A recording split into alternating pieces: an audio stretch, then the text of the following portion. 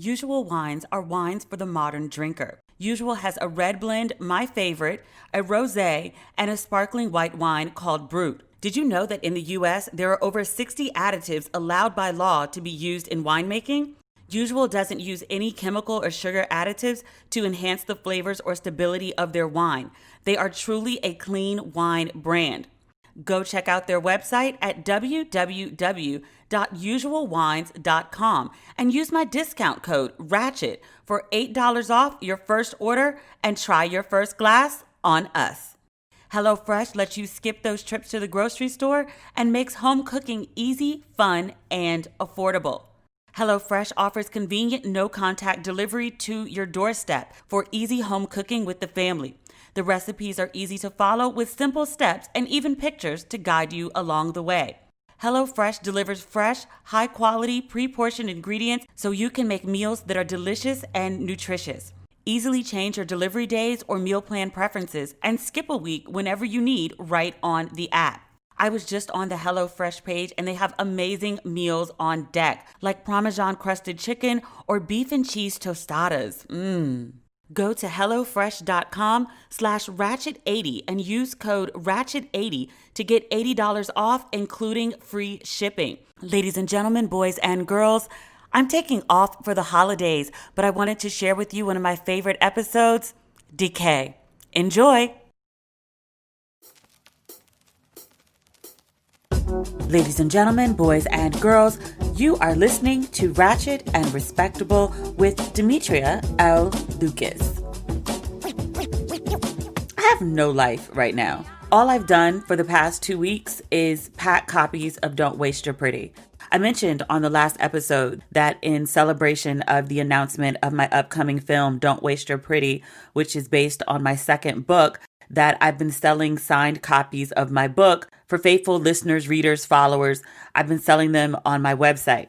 You all have bought lots and lots and lots of books. They are personalized and I am personally signing every copy. So it's been taking all of my time to sign and ship these books. I have no life. The only place I've been other than the dining room, packing books and sitting at my desk recording this podcast. I got my hair done. I decided to lock my hair. I got Insta-locks done to speed up the process of it, but it's not cute right now. When I'm cute, I'll post a picture of it. I did have a small break between shipments and I was like, maybe I'll go to DC. I'll walk the mall. I'll get some fresh air. Like I'll move the body. I mentioned something about having a break and my book agent was like, where's my proposal at? Run me my edits. Because I've been doing all this shipping of books, I had stopped working on the proposal for my third book. I have a new agent that I'm working with and she's very good and very thorough. So not much downtime for me. Maybe when I get back to LA, which I don't know when that's going to be. I think I'm going to go back before the end of the month. I'm not sure. I got an interesting message the other day. I kind of wished I was in LA. You ever seen those masseuses? The sensual masseuses? Wait, is masseuse plural on its own? You know how like there's one deer, many deer, one fish, many fish? Is it one masseuse, many masseuse? I like masseuses though. I just like the way like it rolls off the tongue. Masseuses. Okay, that's not the point. The point is you've seen the masseuses, the sensual masseuses on Instagram. Yeah, you've seen the videos, like they're always playing 90s R&B jams and like there's a woman who's like butt naked and they're just like rubbing her ass. It's not like your traditional massage. It looks very happy ending-ish. You've seen them, yes? And then the guys are always like really buff. I follow a couple of them. The one that's like really popular always has his shirt off and he's always doing these videos lately about how single he is. I'm like, sir, you're thirst trapping for the gram. I don't mind it. I just want you to acknowledge what you're doing. One of those types of masseuses hit me up. He's a traveling masseuse. He told me that he was going to be in LA for a stretch of dates. And he asked if he could give me a 2-hour massage for free in exchange for reviewing the massage on my Instagram page. And so obviously I'm not in LA. So, I turned him down and I was like, thank you so much for thinking of me. So he was like, oh, no worries. Maybe I'll catch you in the same city another time. So I was like, another time. I love the idea of this. I look at the videos of those massages and I think they look like so sexy. Like it looks like it feels really good. But can I tell you, I I don't have the, what's the word? I don't have the disposition to do that. I'm so immature. I would laugh the whole time, or I would be super tense the whole time of like this stranger man that I'm not intimate with. It's like rubbing me down in such an intimate way. I wouldn't be able to handle it. Like, I love massages. I get them on a regular basis, but I always go to women. I think I've had a massage by a man once in my whole life, and it was so god awfully uncomfortable for me. I was talking about these types of massages on one of my social media platforms, and one of my good friends, who's clearly less naive than I am, was like, you know, that's more than a massage, right? Like 2 hours. That's way more than a massage. Those are full of happy endings. And I was like, no, it was just a massage. Like, I follow him, like, you know. And she was like, yeah, but did you see his rates? Did you see that he has like an OnlyFans page? And I was like, girl, what? And she was like, yeah. She was like, I've interacted with this particular masseuse. She was like, he sent me some videos. Some videos of what, ma'am? Share with your friend. Share with your friend. Share with your friend. So she did. She sent me 4 videos of the masseuse. You know, I don't knock grown folks for their grown behavior. The masseuse, he had a toe in his mouth while he was rubbing some ass and also massaging his nipples. And then he took his pants off and there was like some foot play with his penis and he was rubbing his nipples. There was some oral play, very enthusiastic. And then there was, you know, the actual sex with a condom. It's consensual. But I was like, oh, is this what's happening on OnlyFans? I didn't know. And then another friend who's also less naive than I am, she was like, girl, she was like, that's not just a massage. She was like, that was solicitation. And I was like, no. And she was like, girl. Apparently, she had hit up a gentleman who also works in that field. She sent me over Sir's terms of agreement and his rate sheet. Can I tell you about the terms of agreement? He says that he's going to, quote, ease the tension from your essential muscles that you use daily by listening to your body and caressing every inch that you want me to touch. He says there will be no sexual activity, no intercourse, no oral sex, and no happy endings. That part is in bold. He adds that he will be shirtless and you can request him to wear shorts or be completely nude. You can also order a 30-minute bubble bath.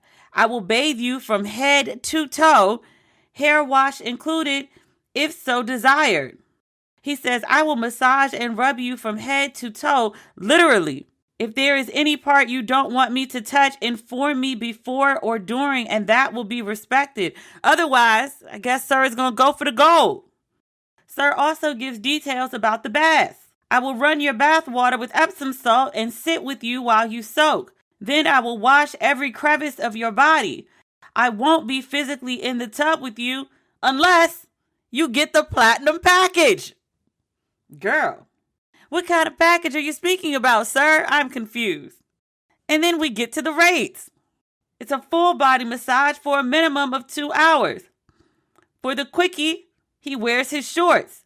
It's $500 for 2 hours. Girl, I get massages at the Four Seasons and the Ritz. They are not this rate. If you would like a bath for 45 minutes, the rate is $600. You can also get the threesome. You and your friend at the same time. $600 for 2 hours. There's another package. This ain't even a platinum. It's called Naughty, Not Nice.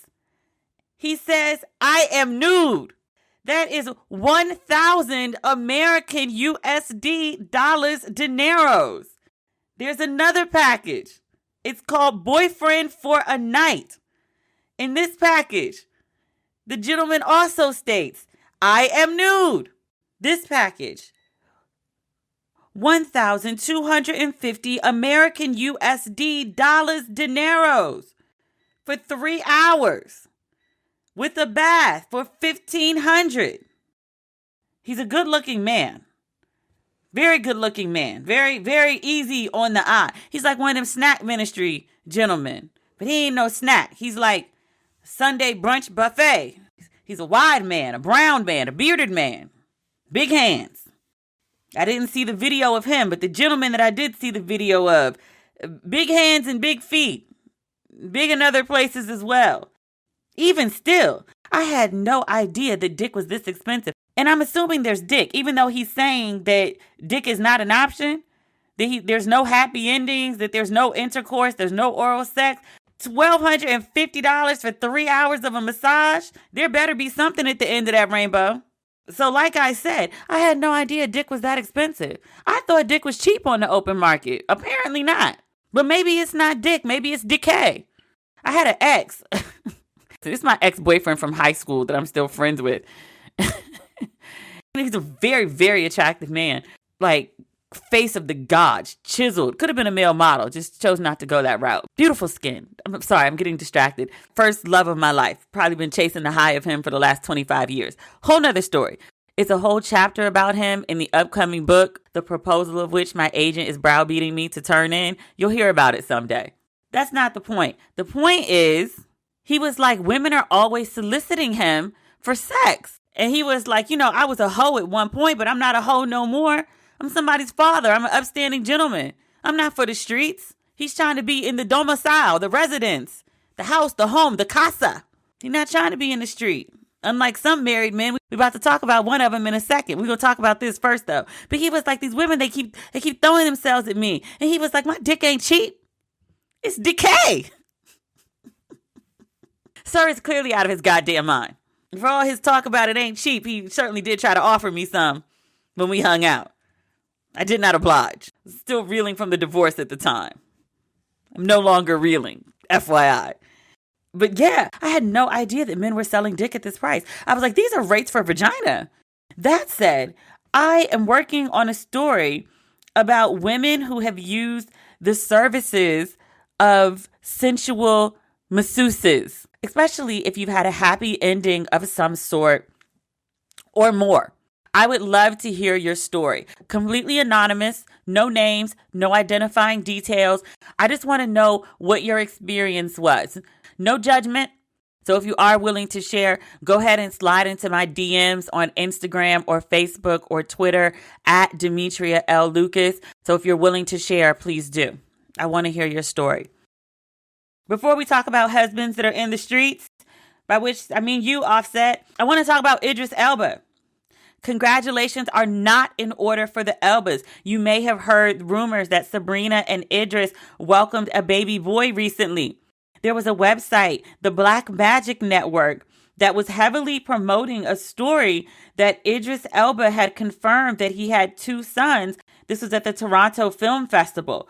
Idris hopped on Instagram and was like, Sabrina and I are very thankful for congratulations and well wishes, but we have not welcomed a new baby. I'm sure they're having a lot of practice. They're really, really into each other. But they have not had a baby. And I will tell you, I'm actually kind of glad to hear this story, because if they just had a baby, that would mean like a few months ago when COVID started and Sabrina found out that Idris had COVID and she rushed to be at his side and she got COVID. That would have been very scary for the baby. I'm glad that they're both in good health, but there is no baby. That's the point that I'm trying to make. So stop wishing them congratulations. Wishing somebody congratulations and there's not a baby, you don't know what that story is. It could be very triggering. It also could be nothing and they might not care at all. They might just think this whole thing is hilarious. But still, stay out of the uterus of women. It's very tacky. Offset and Cardi B have a baby. And unfortunately, Cardi has filed for divorce from Offset. Offset has publicly cheated on Cardi twice. I don't remember the details of the first time. I remember Cardi addressing it though. And she was like, well, men cheat. Like, what do you want me to do? Like, leave him and go start over with somebody else who's going to cheat on me? And I was like, yikes. And then Offset cheated again. There was a video circulating of him cheating. And Cardi put up a video and was like, me and him ain't been getting along. And then Offset went on a whole campaign and he publicly apologized for being trifling. I think it was his birthday or holiday, something. And he was like, all I want is to have my wife and family back. He crashed Cardi's concert talking about, bro, take me back. Tons of men were like, please don't break up your family. Please give Offset another chance. Please, Cardi, please. She gave him another chance. And when I saw the divorce announcement, I want to say it was on People magazine. They sent out a breaking news alert saying that Cardi had filed for divorce. And they noted that it was amid fresh accusations of Offset cheating once again. Allegedly, unconfirmed, Offset may or may not have gotten someone pregnant. I have not seen that story on a reputable news site. I've just seen a lot of people talking about it, but I do not know if that is true. I do hope it is not. The idea of your husband cheating on you and creating a child with somebody else is devastating. It's a no-win situation for a woman when a man cheats. Because if you stay and you try to be loyal and hold your family together, people call you stupid. You say you have no self-esteem. They say you're desperate. And if you leave, they say you have no loyalty. They say you were just using him for his money, his fame. You're a terrible woman. You deserved whatever he did because of whatever perceived shortcomings people want to throw at you. For Cardi, the stuff they've been saying about her is ridiculous. Well, she should have cooked and cleaned, and then maybe her marriage wouldn't be ending. Really? Is that the secret to keeping a marriage together, cooking and cleaning? Because your grandma might say otherwise. A lot of people's grandmas cooked and cleaned, and a lot of your grandfathers were still hoes. Cooking and cleaning doesn't keep a man from cheating. Well, yeah, she's out here talking about her WAP. Well, she must not have WAP like she says she does. Having WAP won't keep a man from cheating either. The only thing that can keep a man from cheating is the man. That's it. He's responsible for his actions. He determines his actions. You can swing from a chandelier. You can cook Thanksgiving meals every day. You can spick and span a house like June Cleaver. If he feels like cheating, he will. That's just what it is. That's not on his spouse. There's nothing you could do to keep a man faithful. There's nothing you can do to keep a man. Either they want to be there and they want to be faithful, or they don't. That's it.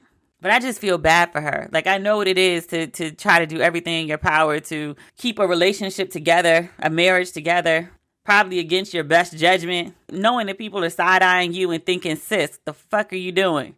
But you're trying because you want to be married. You want to be with the person that you love.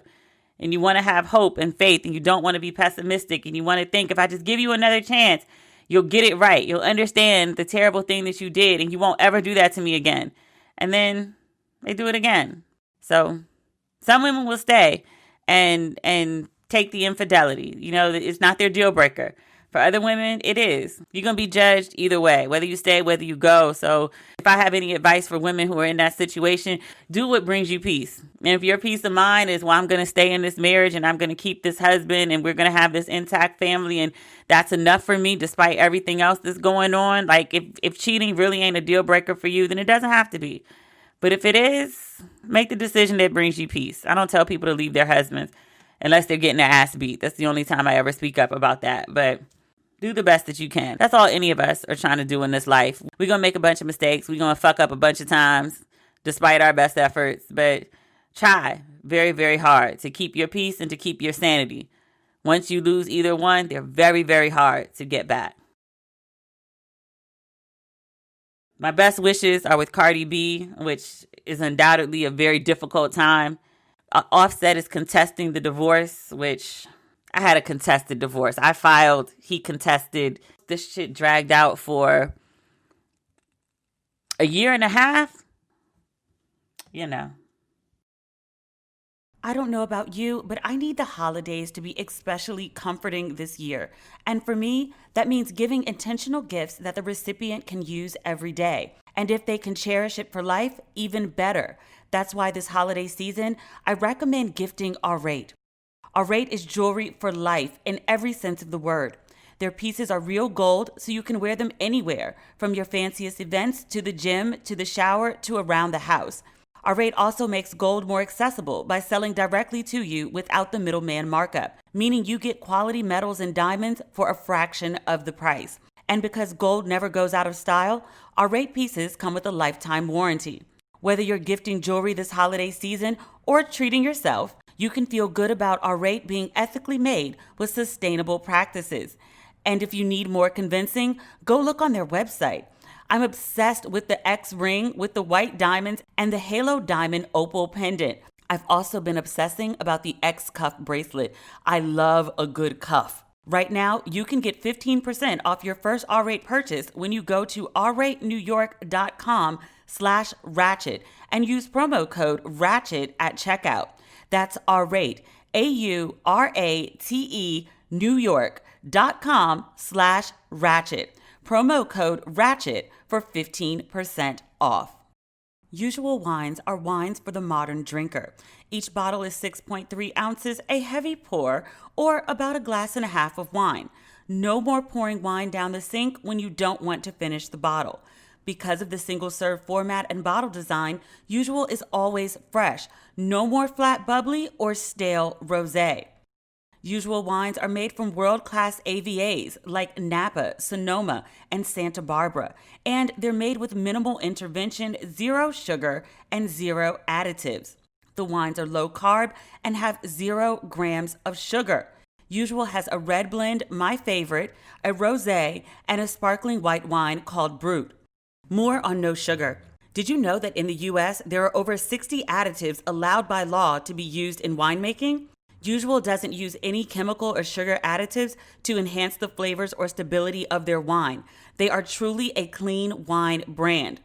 Go check out their website at www.usualwines.com and use my discount code RATCHET for $8 off your first order and try your first glass on us. Can we talk about John Boyega? I have never seen a movie with John Boyega in it. I just know that he's the black guy from Star Wars. And even better than that, what I know him as a black British actor who was very outspoken during the Black Lives Matter protests in London. There was a rally in June for Black Lives Matter, and there was a viral video of John on a bullhorn talking about Black lives. And he said, Black lives have always mattered. We have always been important. We have always meant something. We have always succeeded regardless. And now is the time. I ain't waiting. It's a very emotional speech.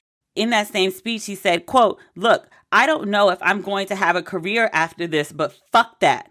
George Lucas from Star Wars released a statement shortly after that, agreeing with John. He said, now is the time. Black lives have always mattered.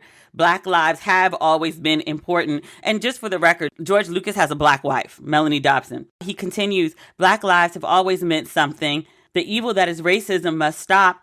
We will commit to being part of the change that is long overdue in the world. John Boyega, you are our hero.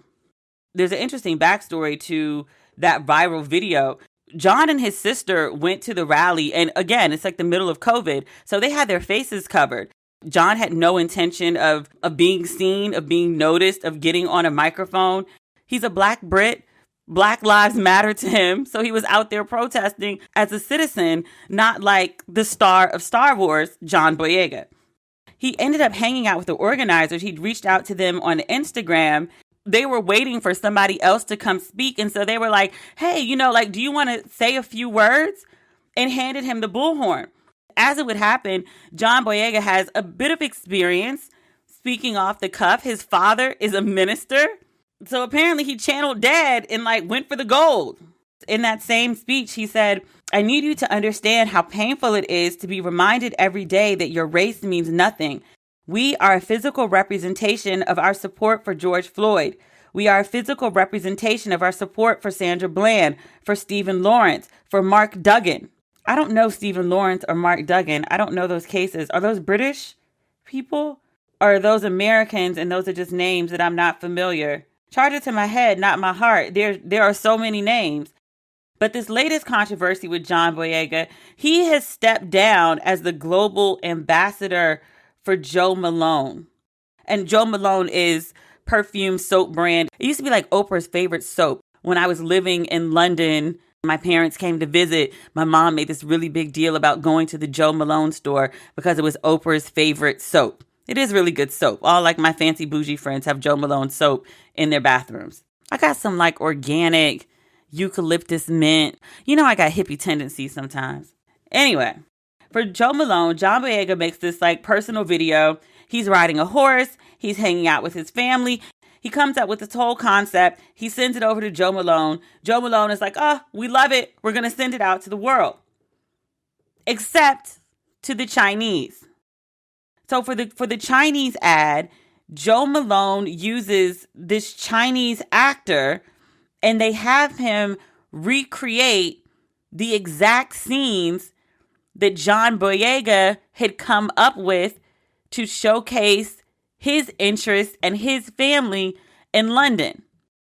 Now, the backstory here, this came up a couple weeks ago when Tenet was debuting over Labor Day weekend. So Tenet debuted. It's the first big blockbuster film since COVID began. So a lot of theaters aren't open, but the studio dropped the film anyway worldwide because America is not the only prime market. When Hollywood makes films now, they're not just thinking about the American market, they're going after the Chinese market. Here's a fun fact about the Chinese market. They're very color struck. They don't like to see dark people on their screens. So because the Chinese market doesn't like dark people, basically dark-skinned black people, Hollywood has been putting more light-skinned black people in films so that when they go to the international markets, specifically to this gigantic Chinese market, the Chinese will receive the film better when there are no dark-skinned people in it. So Hollywood is letting the racism, essentially, of the Chinese market dictate how it casts films, on top of America's own racist shit, right? Now they've got the Chinese racist shit that they're taking into consideration. And this story was either in Hollywood Reporter or Variety. So when Joe Malone decides they're going to do this marketing to their Chinese market, undoubtedly they're taking into consideration how the Chinese audience will feel about black people, specifically dark-skinned black people. Now, John Boyega is a good, healthy brown color. He's very like Crayola brown. And so they replaced him. And not just replaced him, again, took the whole concept that John Boyega came up with and then gave it to somebody else. Came up with the idea to replace him, hired somebody else, filmed the ad, sold the ad, put the ad on the air. And then John Boyega heard about it and was like, WTF. And then they were like, oh, sorry, our bad. Let me pull up what they said. We deeply apologize for what on our end was a mistake in the local execution of the John Boyega campaign. In a statement to Hollywood Reporter, they said, John is a tremendous artist with great personal vision and direction. The concept for the film was based on John's personal experiences and should not have been replicated. While we immediately took action and removed the local version of the campaign, we recognized that this was painful and that offense was caused. We respect John and support our partners and fans globally. We are taking this misstep very seriously, and we are working together as a brand to do better moving forward. I think it should be noted this is not Boyega's first time having a fallout with the Chinese market. Back in 2016, there was a reversion poster for the Star Wars film that he starred in. He was the lead character, but his image was shrunken in size for the Chinese posters. That's fucked up. So here again, he's having an issue with the Chinese market. He's the global ambassador for the brand, and the brand just replaces him. John Boyega in his ad, he's on a white horse in a white shirt and black pants. In the Chinese ad, they have a Chinese actor on a white horse in a white shirt and dark pants. You just jacked his shit. So John Boyega, he announced on Twitter, quote, I have decided to step down as Joe Malone's global ambassador. When I joined the brand as their first male global ambassador last year, I created the short film we used to launch the campaign. It won the Fragrance Foundation Virtual Awards 2020 for Best Media Campaign. Then they jacked his shit. Just replaced him. That's so messed up. And gave him no heads up. Nobody even called him to be like, hey, so we got a situation with the Chinese market and this is what we're thinking and would you be okay? No, they just did some dirty shit and apologized afterward. I'm guessing they didn't think he was going to step down. But he did. Good for him. He added, dismissively trading out one's culture this way is not something I can condone. He said what they did was wrong. To use another actor, quote, without my consent or prior notice.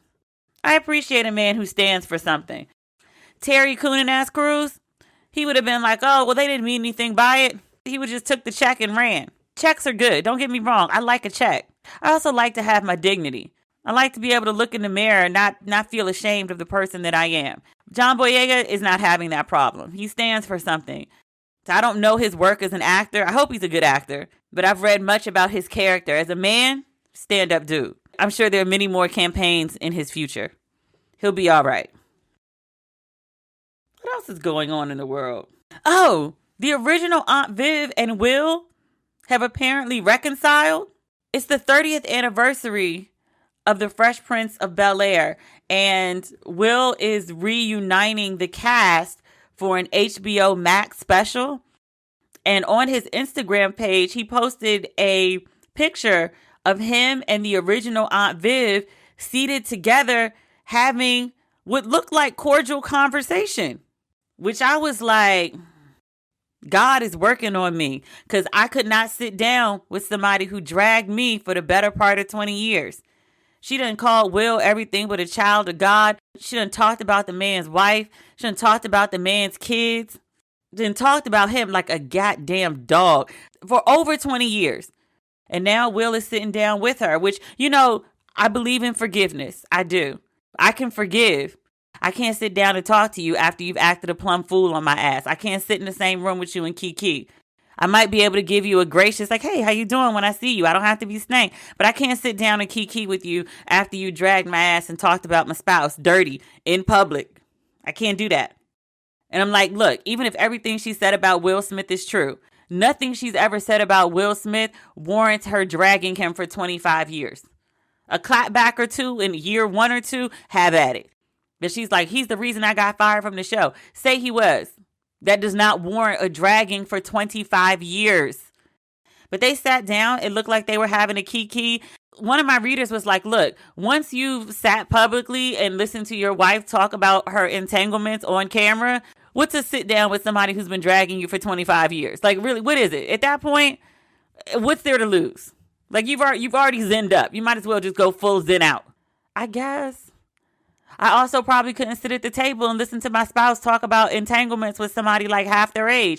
I don't know if Will's a better person than I am or he's just a different person than I am. But, like, I actually think he's probably, like, on a different plane than me.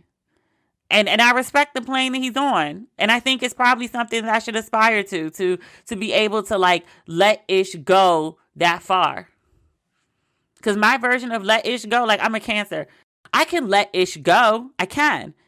But my version of let ish go is you're dead to me. Like, I'm not angry. I'm not hostile. I don't think about you. I don't have triggers about you. I don't get fired up about things. I can see you and I can speak. But when I say, hey, how you doing? I'm giving you the same, hey, how you doing that I give, like, I don't know, the person at the front desk when I walk into a building. I speak because I have manners. Hey, how you doing? That's all I got for you, though. That's who you are. You're a stranger to me. Hey, how you doing? It's not like I don't even have memories. It's like, really, whatever transpired between us doesn't exist. I feel nothing. Will and Omarion, they have something that I don't even understand. The mother of your child and your former group mate can get together and antagonize you publicly on television platforms and social media platforms. And somebody can ask you about it in your interview. And you could genuinely, with a half smile on your face, be like, I don't feel no ways about it. I can't give you that. I give you the Mariah. I don't know him. That's all I got. So I'm going to be tuned into this HBO special. I would love to hear what Will and Aunt Viv have to say to one another after all this time. She was hurt. She was hurt. And I acknowledge her hurt. I just feel bad for her that it took 25 years for her to let it go. But hopefully this is a step in the right direction of her moving on. And we don't have to listen to her going off about Will Smith and his whole damn family for another 25 years. I hope that's the end of the beef. I was going to say, speaking of beef, but there really was no beef. That Verzuz with Patti LaBelle and Gladys Knight, wonderful music. Leading up to the Verzuz, I was listening to, we talked about this last episode. I was listening to Patti LaBelle and Gladys Knight nonstop. I had a whole Patti day, and then the next day I had a Gladys day. I thought I was a bigger Patti LaBelle fan than I was a Gladys Knight fan, and I love Gladys Knight very much. But I like Patti LaBelle and all her extra and all her theatrics. I just knew that that's what she was going to be bringing to Verzuz. But that's not really what she brought. Patti had good energy. But Gladys sang like every song. Gladys was like, I'm not just going to sit here and listen to my songs. I'm going to sing you my songs. But she sang her songs and she sounded beautiful. In her pink rhinestone pantsuit, she looked amazing. I want to say they said they were like 76, 77, 78, somewhere in that range. Patti looked amazing too. She came very extra. She had her Louis Vuitton suitcases and her shoes piled on top of them. She said she hadn't performed since COVID. She said she wanted to feel like she was performing on stage. And I was like, I love you and your extraness. But she didn't really sing. And I couldn't figure out why. I didn't know if it was like the DJ interfering, because she would sing sometimes, but then it didn't seem like she was matching the track. And then another time she was asking for the teleprompter, and I was like, oh, ma'am doesn't remember the words to her songs. In her defense, she got a lot of songs, but I was like, really? Gladys seemed like she spent the last week preparing for this Verzuz. Like, she ain't been on the road for a minute. And even though she's been on the road for 60 years, like, she got herself together and made sure she showed up her A game. I don't know what was up with Patti. I'm not speaking ill of Miss Patti. I don't want no smoke. I'm just saying, I didn't think that Patti came with her A game. I'm going to say only because it's Verzuz and it's a competition. If you have to choose a winner for the night, I did feel that Miss Gladys was the winner for the evening. I felt that was an upset. I feel like a lot of people really thought, well, Patti and these theatrics and the voice and all the extra, it's hands down Patti. But I felt like at the end of the night, it was hands down Gladys. If for no other reason than Gladys sang all her songs. It's not like Patti doesn't have an arsenal of music. She just wasn't really singing. And then when she did sing, like, it was weird with the DJ, the mic, the sound. It was something going on. But I thought it was an excellent Verzuz. I was happy to watch it. I don't know what the numbers were. I don't know if it was bigger than like the Monica Brandy one, which I think was the biggest Verzuz. But I know my parents watched. I think they liked it. They didn't really comment on it, so they didn't drag it. So, that's a good sign. It was a good time. The music was amazing. The energy was amazing. Dionne Warwick coming out, singing That's What Friends Are For. They sang Superwoman, too. I prefer the Karen White version. Just that's a personal thing. It wasn't bad. I just prefer Karen White. I'm not your superwoman. I was like 8 years old singing about I'm not the kind of girl that you can let down and think that everything is okay. Because I used to sing that with passion. Well, it's probably good for young girls to be indoctrinated with those sort of themes. So you have some self-respect, some decency. I'm not the kind of girl that you can let down and think that everything is okay. Don't waste your pretty, goddammit. Get fresh, pre-measured ingredients and mouth-watering seasonal recipes delivered right to your door with HelloFresh, America's #1 meal kit. HelloFresh lets you skip those trips to the grocery store and makes home cooking easy, fun, and affordable. HelloFresh offers convenient, no-contact delivery to your doorstep for easy home cooking with the family. The recipes are easy to follow with simple steps and even pictures to guide you along the way. HelloFresh delivers fresh, high-quality, pre-portioned ingredients so you can make meals that are delicious and nutritious. There's something everyone will enjoy, including 20-minute meals, low-calorie, vegetarian, kid-approved recipes, and more.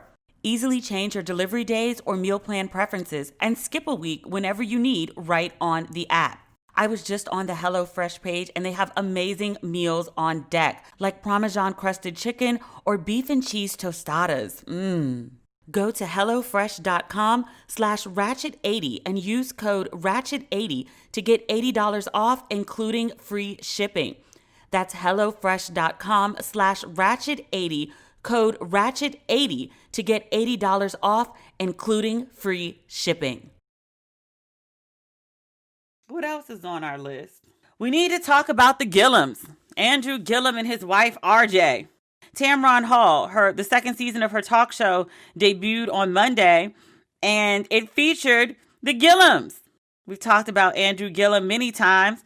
For a quick recap, former mayor of Tallahassee, and he ran for governor of Florida. He lost by a very narrow margin. His version, it sent him into a tailspin where he began abusing alcohol.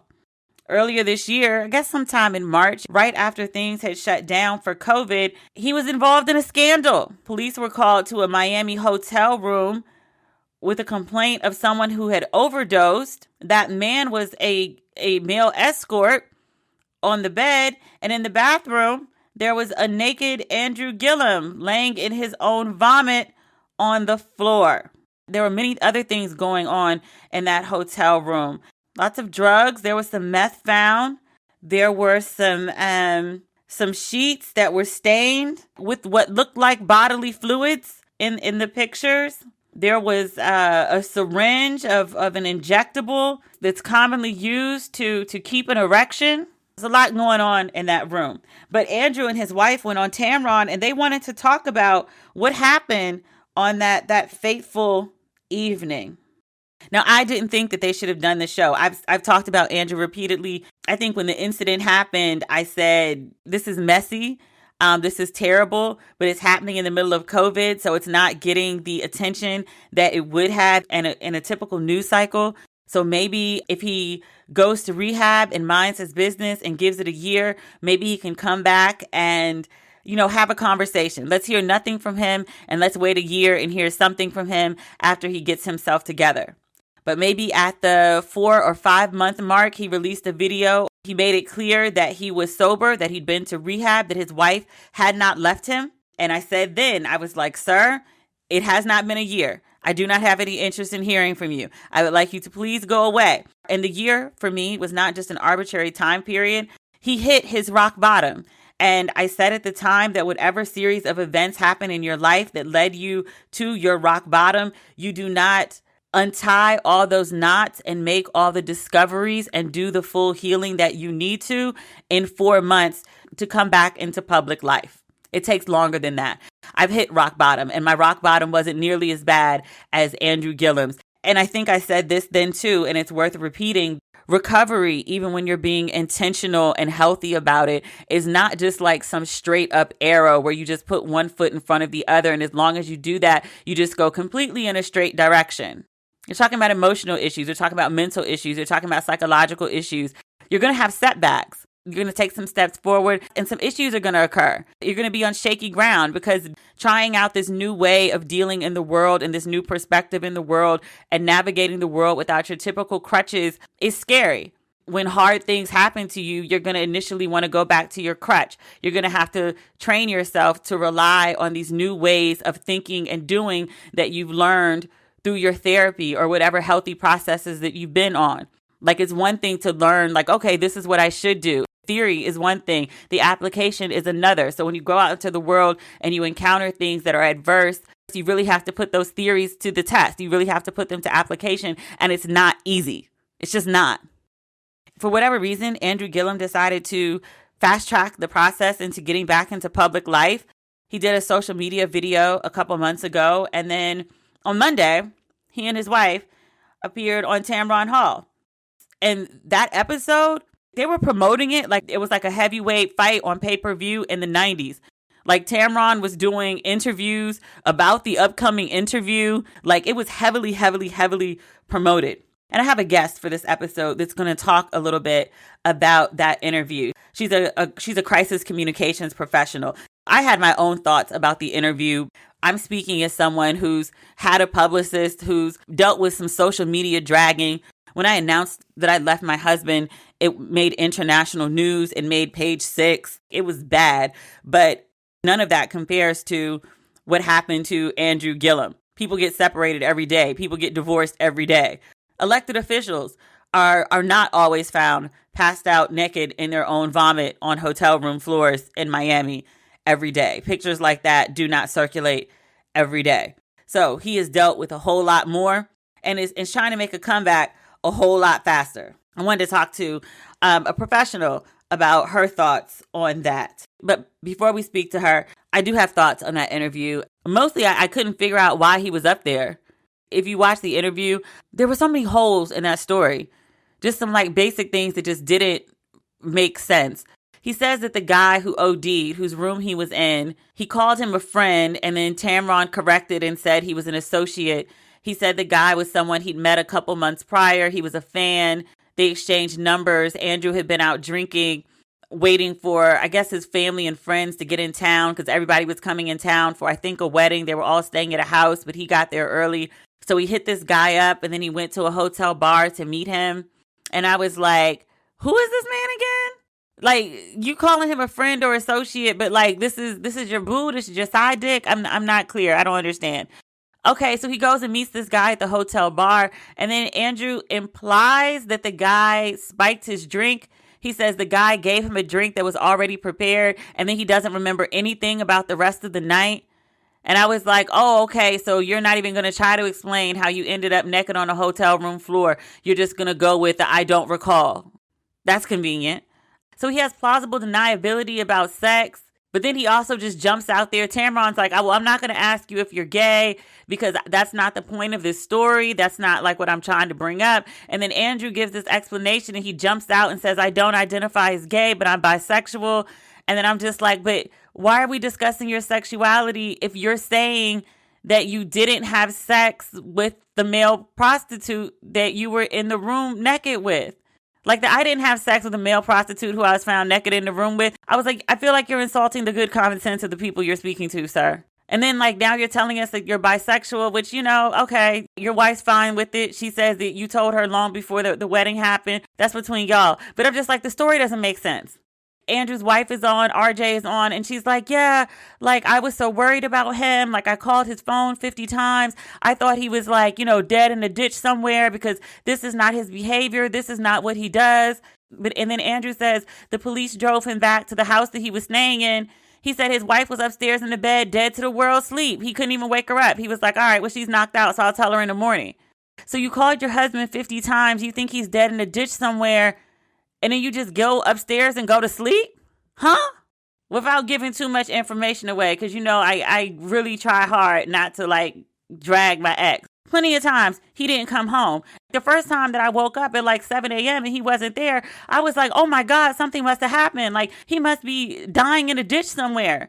So I'm calling around to people's phones at 7 in the morning like, hey, do you know where Redacted is? Because I'm worried, I'm scared. And then, you know, his cousin tracked him down and he called me and was like, oh, yeah, well, this is the story. And I wanted to believe it. To believe what I knew it was caused too many problems. So the fourth time that shit happened, I went to bed. I woke up at like, I don't know, 9:30, 10 o'clock. He still wasn't home.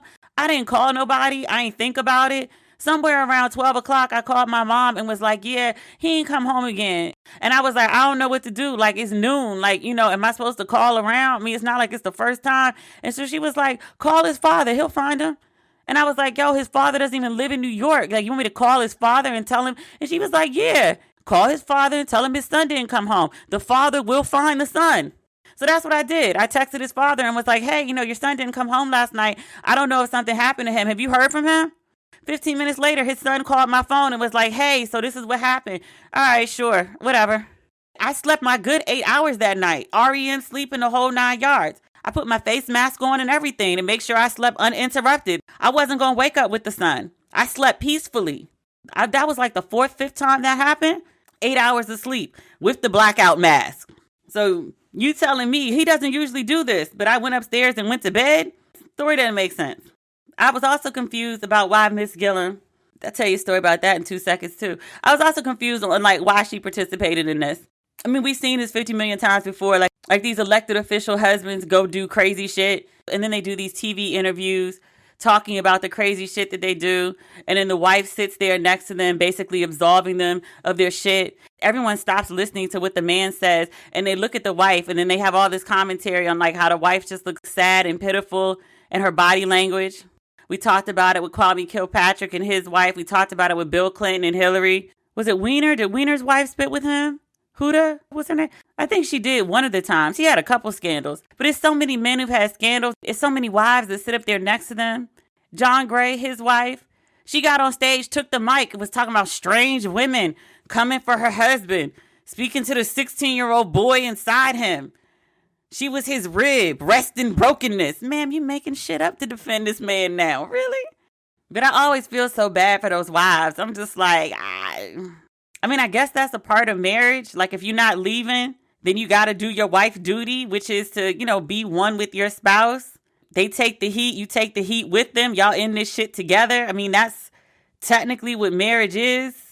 I think that's part of the reason I couldn't do marriage. I can't stand with you when you're stupid. I might not leave you. I can't stand with you in your stupid. If I'm staying, I would have had to support you from the green room. I would have handed you a Kleenex when you cried in the car, but I can't sit on stage with you. And maybe that's why I didn't work as a wife, because I can't. I'm not built that way. I'm just not. If I did some dumb shit, I would fully expect to stand in my shit on my own. But that's also kind of the way that women tend to be raised. women, in my experience, do much better sitting in their shit and taking accountability than men do. Men, in my experience, I'm not saying all men, just in my experience, have a very difficult time being accountable. It's like, I said sorry, what more do you want? Like, that sorry doesn't always make it right. I know that's a lyric and I can't remember who sang the song. I think that's Diana Ross. But yeah, I actually said pretty much all of this in a Facebook post on my personal page the day of the interview, so on Monday. And Mrs. Gillum came into the comments on said Facebook page. So this is, again, the day that the interview aired, when everyone was talking about it and sharing their thoughts on it. She came on the page, and I won't say what she said, and only because I told her I wasn't going to do it. And I was like, look, you've had a really rough day. You need to go to bed. The story that you don't need, in addition to everything else, is wife of Andrew Gillum is on social media going off on people. And I was like, I'll do you that solid and not screenshot this and post it on my other pages. And I told her to delete it, because I was like, there's tons of people who have much bigger platforms than I do who follow my personal page, and they don't have the same ethics that I do. So you should delete this, which she did. But she did tell me, she was like, if you have questions about me and how I move, one, they're none of your business, which I was like, you're right, they're not. And if you don't want people in your business, you probably shouldn't do nationally televised interviews. When you insert yourself into the public conversation, you are asking for people to hear you and asking for people to discuss you. I had to learn that the hard way, and now you're going to have to learn it too. There are many aspects of my life that I don't talk about, and one of the reasons I don't talk about them is because I don't want to invite the commentary. So if you want to pop up and say some wild shit, I got every right to curse you out, because I did not bring those certain things into the conversation. You went and popped off on your own. When I curse people out, I like to have the moral right to do so. That said, she told me that she keeps it 100 and I could ask her any questions that I wanted, and so I did. And I was like, do you believe that your husband didn't have sex with the male escort? Do you have an open marriage? Are you staying in this marriage? Why did you agree to do this Tamron interview? Because y'all gave an answer and it really didn't make much sense at all. How many times had your husband not come home before that night? She said what she said on the page, to ask her anything. And I was like, you can answer in a Facebook response, or you're welcome to come on the podcast. I still extend that invite to her. I told her that she was welcome to come on the podcast, and I would give her a list of questions in advance, because this is not a gotcha situation. But I do have questions. I do have questions that are follow-ups to questions that Tamron Hall, who's an excellent interviewer. She did an excellent interview, but she showed grace where others may have not. And perhaps that's why they agreed to that interview. But while we're discussing that interview, I want to tell you about our expert. LaRon Anderson Bell is an assistant professor in the public relations department at Temple University. She is a strategic communication and digital media veteran with 20 plus years experience across entertainment, consumer products, and the pharmaceutical industry. Her specialties are public relation, crisis communication, and digital and social marketing. Her professional background includes roles at MTV, VH1, Nickelodeon, Comcast Cable, OK Player, Bristol Myers Squibb, Time Warner Cable, and the Terry Williams Agency. I love Terry Williams. She's a phenomenal human, just to name a few. So I am very happy to have her on today's podcast. Oh, also, because mostly Black women listening, she is a proud member of Delta Sigma Theta Sorority Incorporated. So, ladies and gentlemen, boys and girls, please welcome LaRon Anderson Bell to Ratchet and Respectable.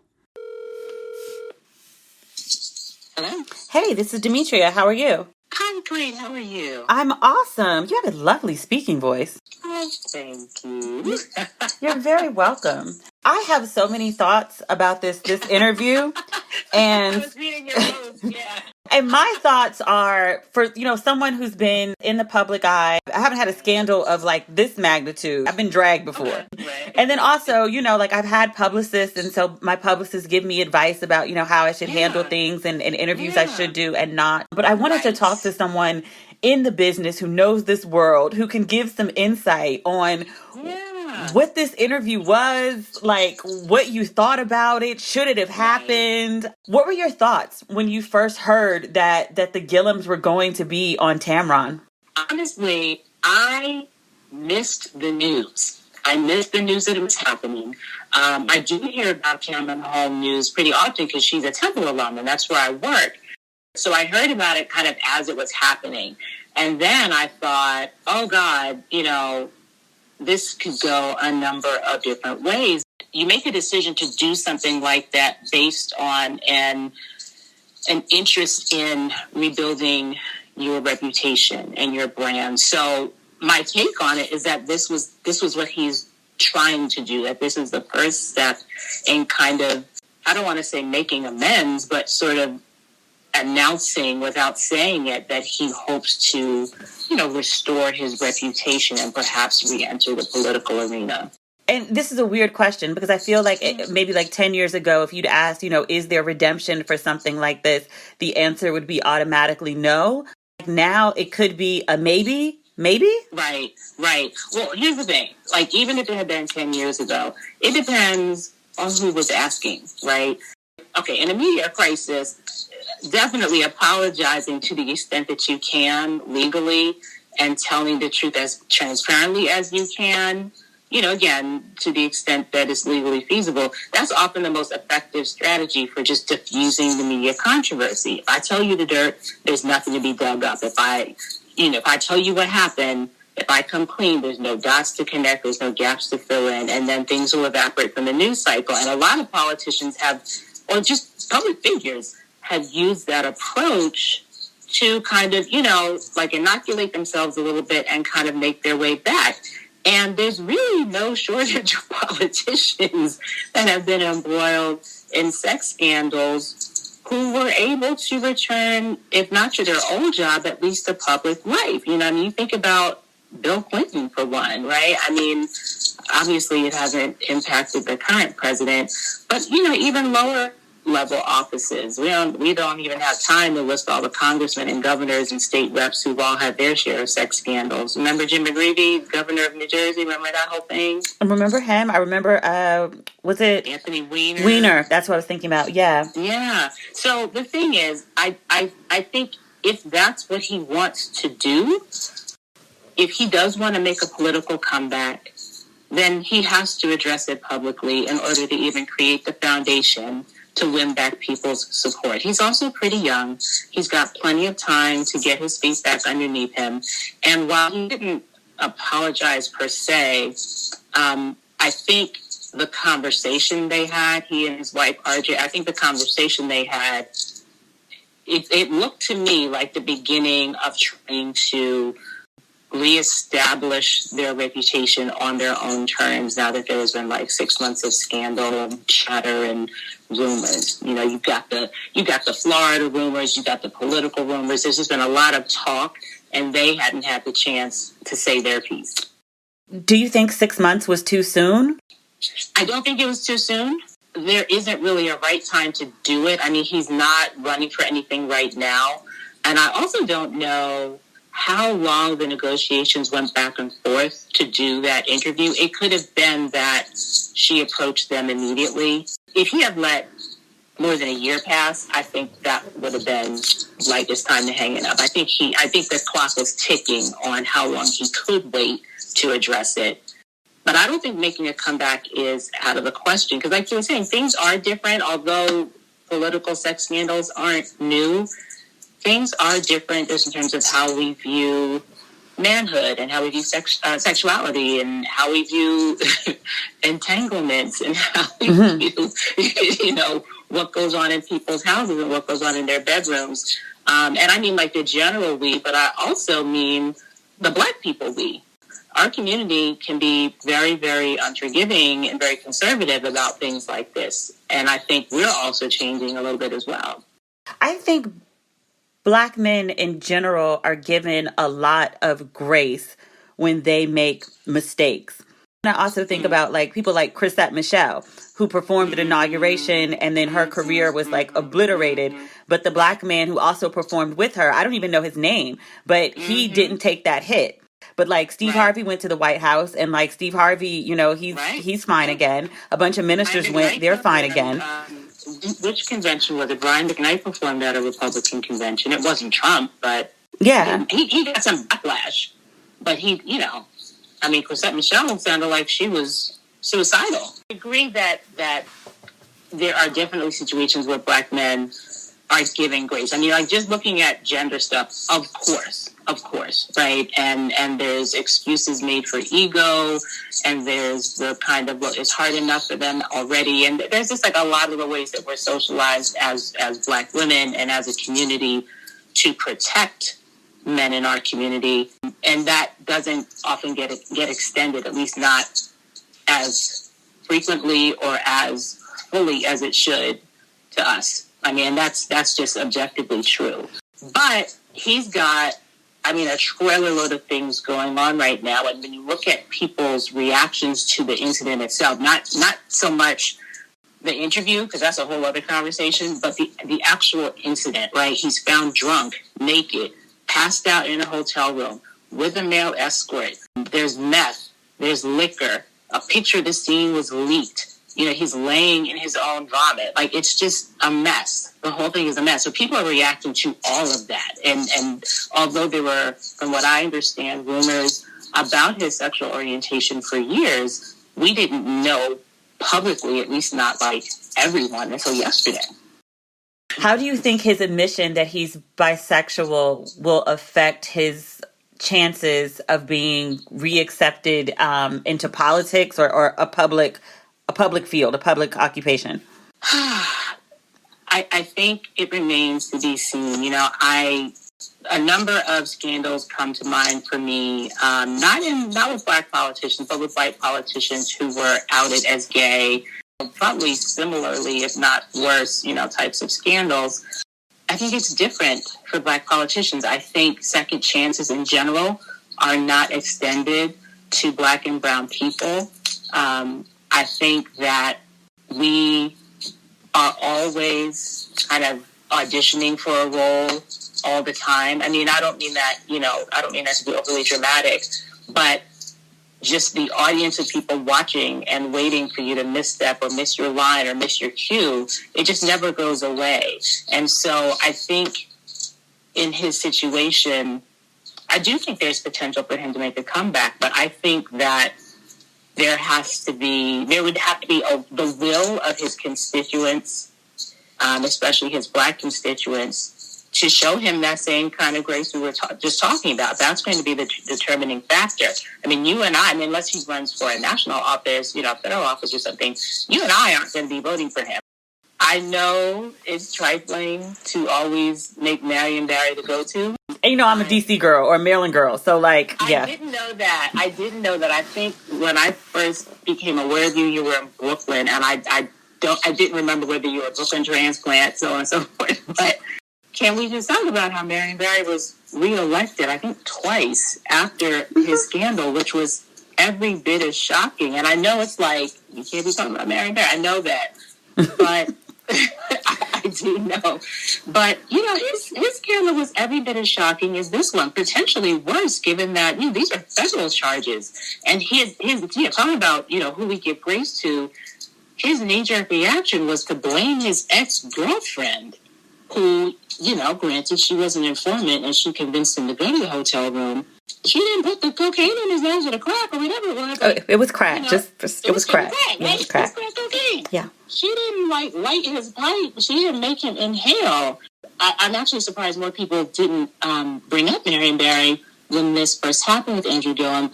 But I mean, you know, again, our community kind of whack-a-moles you and punishes you when you talk about Marion Barry. The thing with Marion Barry, just being from this area, is he was a really good mayor, and he got money to Black people. He got Black people in a lot of good government positions. There's always the story about how he, I think, gave Bob Johnson the land for BET for $1. I don't know if it's true, but it's an urban legend. It exists heavily around here. Discounted, if not for an actual $1. Yeah. So it's like he'd done so much for Black people, and because he'd been in office, he'd had the goodwill of the people. And I think that maybe that could be a difference between him and Andrew Gillum, is like Andrew Gillum didn't really have a chance to prove his leadership. I mean, he was mayor of Tallahassee, but he didn't get a chance to be governor and then do well, screw up, and then people be like, well, you did so good, we're just going to bring you back for another time. And I think that's where people like me come in, because in this situation, while, I, of course, understand that people will only see the character flaws, what I do see, though, is a relatable human being with regular flaws and vices like the rest of us. And although he's young, he's much younger than Marion Barry or any of the other people who've, fallen from grace in this situation and made it back, he does have a strong political record. I'm not even from Florida, and I know, I knew he was mayor of Tallahassee. I knew that he'd been first elected to office at 27. And he wasn't just sort of like a dude. He was a popular mayor. People, lauded his accomplishments. So in Andrew Gillum, we've got this rising political star in the Democratic Party. And in the eyes of a lot of people, he was on this, rocket ship trajectory. And so, just to pivot for a minute, I don't know why. I mean, I do kind of know why, but I don't understand why none of that really came up, except for that one part in the interview where, Tamron Hall asked him, did he think he could be reelected? I forget how she phrased it. And he did say then, that he would hope that people would be able to look past seeing him at his worst, at his most vulnerable, and remember the accomplishments he's made and the good he's done politically. And that is actually, again, going back to why you do an interview like this, you do have to build the foundation, and you do have to give some context, and you do have to come clean.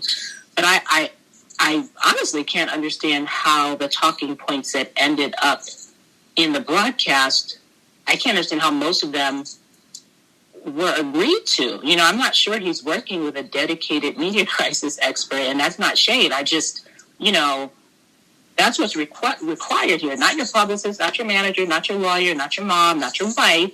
All those people can have some input. But, if he wants to make a comeback, he needs to come at this from a position of, I'm flawed, I'm human. He wasn't charged with anything. He went into rehab. There's also this isn't really, I guess if they want to invite us into their lives, well, apparently they did, but there's that really important question of what are we outraged by?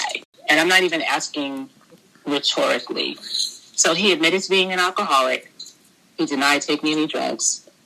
He talks about entering this really drastic emotional spiral after losing the gubernatorial race, checking into rehab.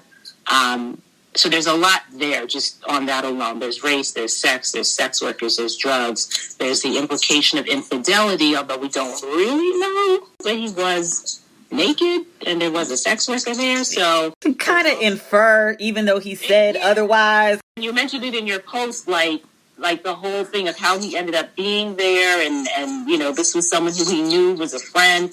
I have a lot of friends. I've never found myself naked, passed out in positions like that. And, I don't know. I'm being silly, but, it's scandalous. It's salacious. But in trying to pinpoint what people are actually reacting to, it's very elusive because, again, he wasn't charged with anything, but people are still clutching their pearls. So there's his marriage.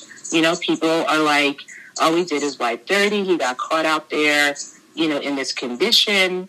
But, and people reacted to what initially looked like a gay tryst, right? Where he was not only cheating on his wife, but cheating with a male sex worker. People did react to the drugs. There was a lot of speculation about how he came to be passed out. And, he maintains that while he's an alcoholic or in recovery for alcoholism, he didn't have anything to do with the drugs on the scene. But I think also, and this will be another significant hurdle for him in terms of returning to the political arena, is his idea that if he was so irresponsible that he got himself in this scandal, perhaps he's not fit for office. And I think people are right to ask if this situation maybe shows that he has poor judgment, and to ask if that's the type of political representative they want. And now, given the interview, people are now really scandalized because we have now found out that he's bisexual and that he and his wife have this covenant, this agreement that this is okay for them and will not prevent them from being a married couple or from raising their 3 children. And, you've got that whole people reacting to that kind of from a, okay, stand by your man at any cost perspective, or the, oh, it couldn't be me perspective.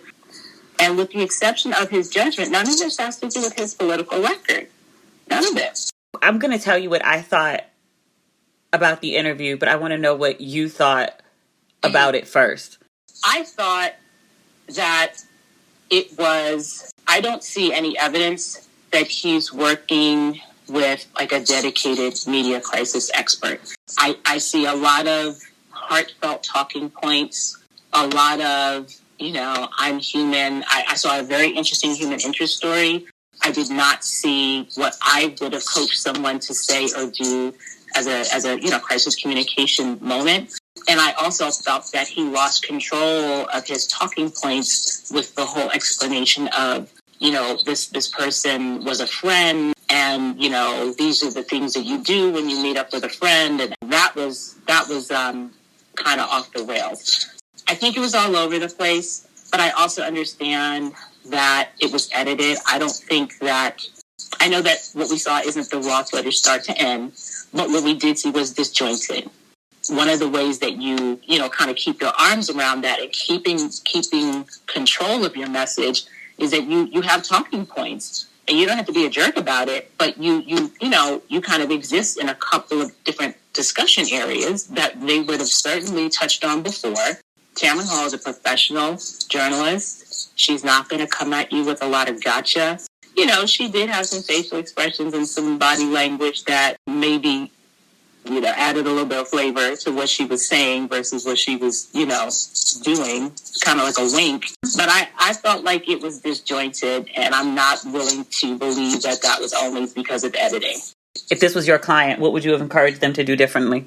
And I think he did some of it, just not enough of it. I think he kind of opened up and talked about his flaws and the place he was, emotionally for this to have happened. If his desire is to return to, elected official life, I would have had him talk about things, from his political career, however short it is, and how this makes him, if not more relatable, at least more human, in the eyes of constituents who've been dealing with some of the same things, and that he embraces his bisexuality, his the range of sexual orientations of his constituents, sanctity of the marriage, however you and your partner define it. I think talking too much about the relationship was a bad move, and focusing on what he brings to the political arena, what he's doing to regain trust, what he's done to show that he's fit for public service. Those are the areas that you focus on. I'm surprised that he didn't talk more about that. And that's why I keep coming back to, well, who is coaching this brother? I don't have an issue with the fact that his wife was in the interview with him, at least, or and that she had, I think she had a couple of moments by herself. Or was it just him by himself? No, she was by herself as well. Yeah, I think that was okay. I think it's good to have your partner by your side in moments like that. A lot of times when I help people with crisis communication, let's just say I'm working with a CEO, their spouse will appear, just not out of nowhere, but if like this person's spouse has nothing to do with the running of the company, but they're at their most vulnerable, at their most frightened, and that's who you want by your side. And in this case, he did betray his spouse, like big time. So I think it's appropriate that she was there.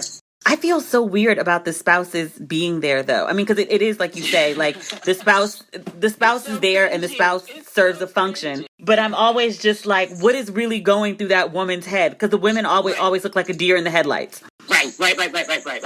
Again, who's coaching them? Like who told them about body language and what to wear? And I mean, you don't want it to be totally rehearsed either, because that's very see-through. But I don't think there was a way to do it without his wife RJ being present. So there was another part of the interview Well, his first part where he was talking about his bisexuality, and they noted that RJ wasn't sitting there because there were things that he wanted to say and talk about that he wasn't comfortable saying with RJ sitting next to him. And I was like, if you're not comfortable saying it in the same room with your wife, why are you telling us? Why are you telling millions of people? Yeah. I personally thought he should have waited a little longer, but that's just me from the outside looking in. I will defer to you as the crisis specialist here.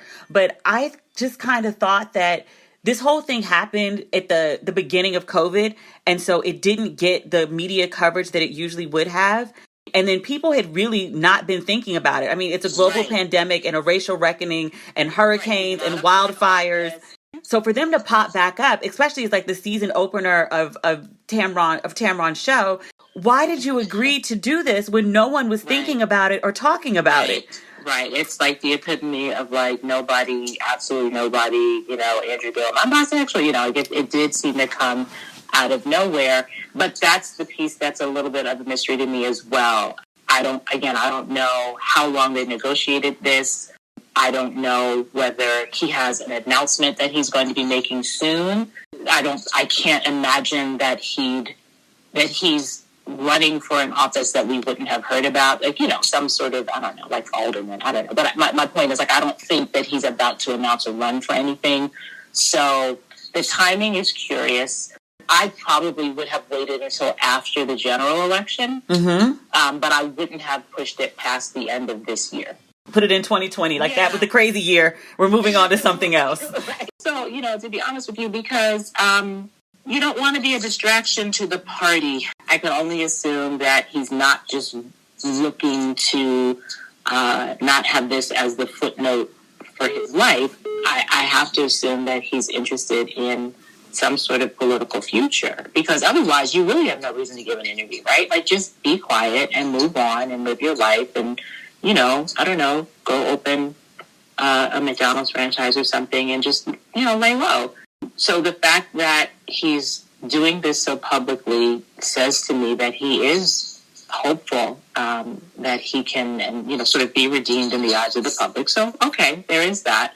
But why right now? And it could be that, those are the terms of the network, that, she saw it as the strongest interview for her season premiere, and that was that, So I watched the interview. I couldn't figure out why he was there. I couldn't figure out why now. I thought the story had a million holes in it. Like, if you're going to tell it, then you got to tell it all, but you're clearly not telling it all, and we can tell that you're not. So if you're trying to come across genuine and authentic, it's not working.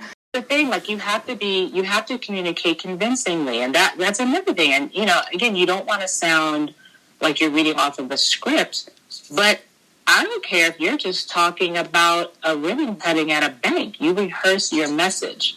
The idea that he was sort of like stumbling through some of the answers made me feel like he was unprepared. Not unprepared in the sense that, again, I don't think there were any gotcha questions. I think he also volunteered a lot of information that wasn't necessary. I think he just hadn't thought through what he wanted to say and what he wanted to do. From what I understand, they turned down lots of interviews. All kinds of media outlets wanted to talk to them. Of course. Talk to him. And she was the only one that they considered. And I'm telling you from experience, when things like that happen, there are conversations. How is this going to go? Who can be present? Who's like right off camera? Like, when I got into crisis communication, I didn't know that that's what it was. I was working at a PR agency, and it just happened. It was just very exciting, and I had no idea that that's what we were doing. But many years later, I saw the president of that agency just off camera. There was I want to say it's like a Barbara Walters or Diane Sawyer interview. I can't even remember who it was with. But I know she was there because they did it live, and I could see her just off camera. So who was there? Who was, there to give him some hand signals like, wrap it up, buddy, or no, we're not going to go in that direction, or to even stop the interview if things got too hot. What if someone started crying? It just felt like they were winging it. And I will say this, even though I didn't think the interview was totally authentic, I didn't think that they told the full story, I would still, if I was a resident of Florida, I would probably vote for him. Given, like, if he can prove to me that he's got, like, like a year, 18 months of sobriety, whatever's happening with him and his wife, that's your personal business. That's their business. But I also feel like you can't do any worse for Florida than the current governor. Are you killing people or you're not killing anyone? Oh, let's see what you can do, because what we're doing is not working.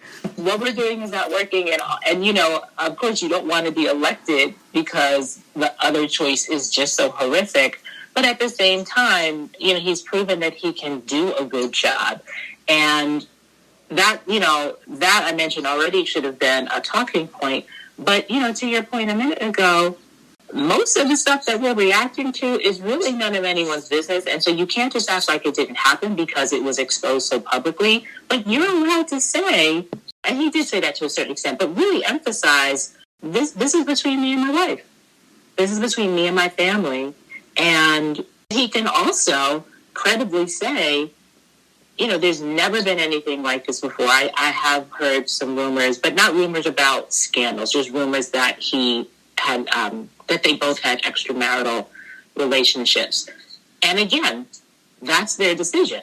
So outside of that, just in terms of like his political performance and his record and his voting record, there's so much that he can focus on. If he runs for something again, this will continue to come up. It will. And I'm fine with that. I mean, there are nude pictures of the first lady, the current first lady, grabbing her hoo-ha. Okay. Like, all things, maybe the bar is very low right now. Maybe that's the lens that I'm seeing this through, but I'm very much like, sir, remain sober. If you're going to have extramarital affairs, can we keep them to a minimum and out of the public eye? And can you just lead? Florida needs a leader. Florida is wild. Florida needs a leader.